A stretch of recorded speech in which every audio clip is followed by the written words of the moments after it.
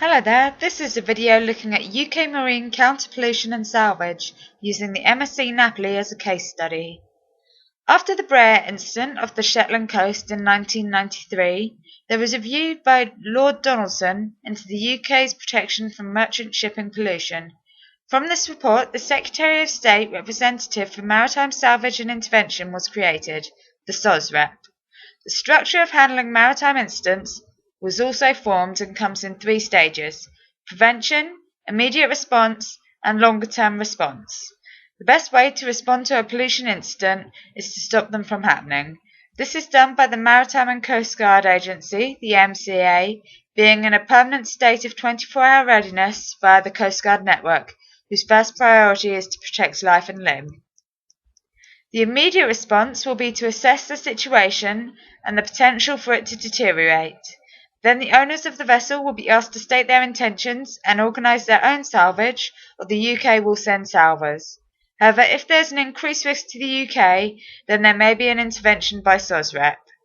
This was demonstrated in the case of the MSC Napoli. On the 18th of January 2007, the MSC Napoli was on passage in the English Channel, loaded with 2,318 containers and bound for South Africa when she suffered a catastrophic hull failure and got into severe difficulties.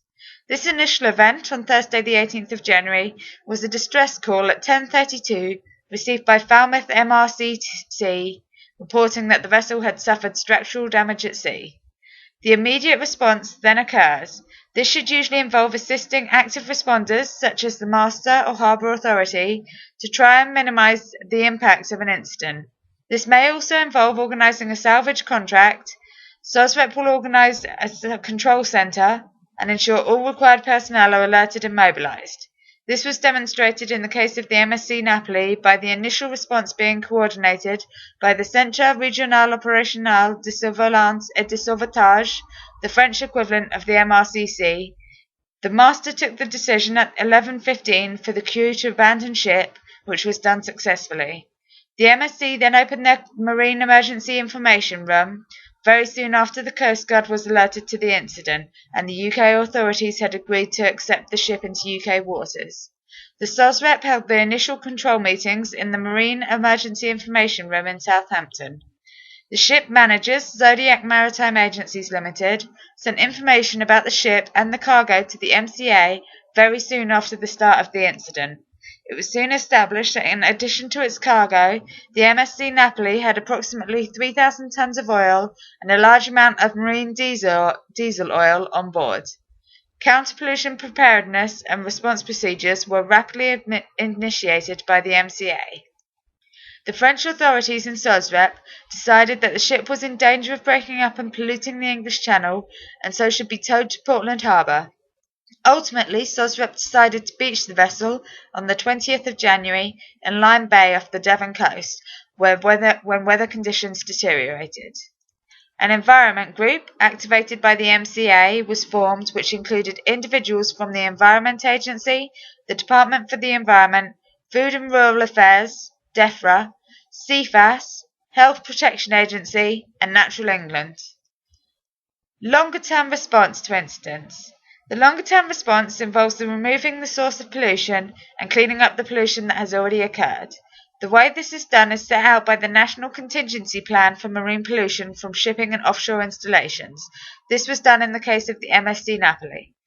The extent of the pollution from the small amount of oil spill was overshadowed in the press by stories of items to be found on beaches and people scavenging.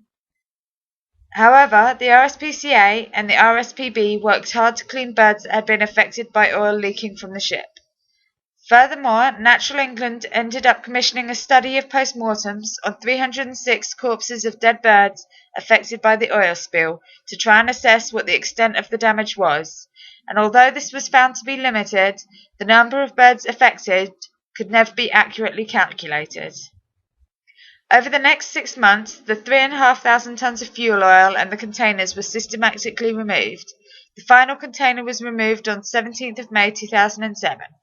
Explosives were then used to split the MSC Napoli into two sections.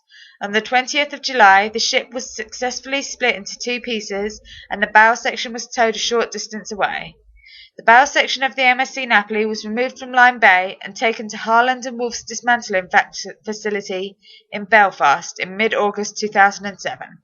The remaining stern section was left in situ in Lyme Bay to be cut up and taken away to a recycling facility.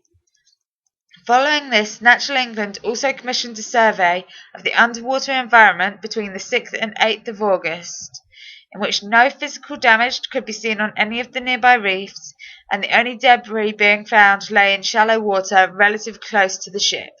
No signs of oil or other contamination could be observed on the reefs.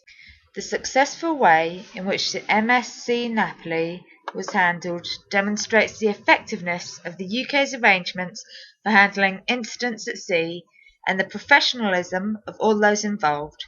The UK's handling of the MSC Napoli has received widespread praise.